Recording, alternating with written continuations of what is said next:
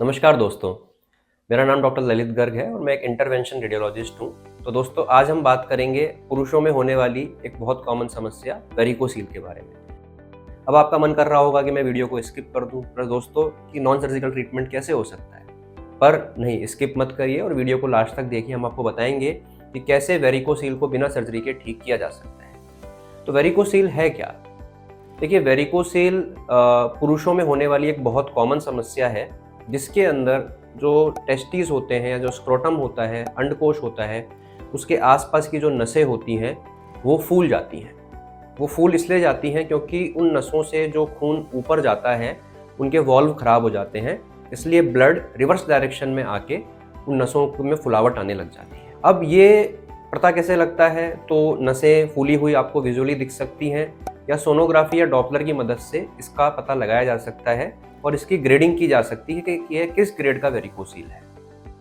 Symptoms क्या आते हैं इसमें? तो कॉमनली जो पेशेंट्स हमारे पास आते हैं उनको या तो टेस्टिस के आसपास पेन रहता है या हैवीनेस रहती है, भारीपन रहता है।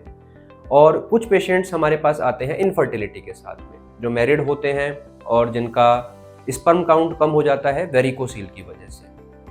तो ये जो मैंने आपको बताया कि पेन होना, भारीपन होना या फिर स्पर्म काउंट कम होना, इन कंडीशंस में आपको वेरिकोसील के ट्रीटमेंट की आवश्यकता पड़ती है। तो अब इसका ट्रीटमेंट क्या है? अगर हम कन्वेंशनल ट्रीटमेंट की बात करें तो इसके लिए सर्जरी की जाती है, जिसमें एक चीरा लगा के या टाका लगा के नसों को बांध दिया जाता है जिससे ये ठीक हो जाए। अब हम बात करते हैं इंटरवेंशनल रेडियोलॉजिकल ट्रीटमेंट की, जो कि बिना चीरे टाके के किया जाता है, जिसका नाम होता है वेरिकोसील एम्बोलाइजेशन। तो जो काम सर्जन बाहर से कर रहे हैं, नस को बांध रहे हैं, वही काम इंटरवेंशन रेडियोलॉजिस्ट अंदर से करते हैं।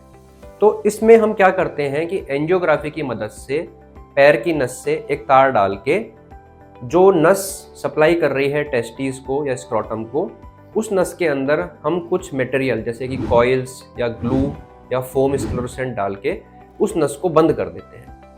वो जब खराब नस बंद हो जाती है तो जो नसों में फुलावट आई है वो फुलावट धीरे धीरे ठीक हो जाती है और वेरिकोसील की समस्या से निजात मिल जाती है। अब इस ट्रीटमेंट के एम्बोलाइजेशन के क्या फायदे हैं अगर अपन सर्जरी से कंपेयर करें तो सबसे बड़ा फायदा इसका ये है कि ये बिना किसी चीरे टांके के डे केयर बेसिस पे होने वाला प्रोसीजर है, जिसमें सिर्फ ऑपरेशन के 2 से 3 घंटे बाद ही आपको हॉस्पिटल से डिस्चार्ज मिल जाता है।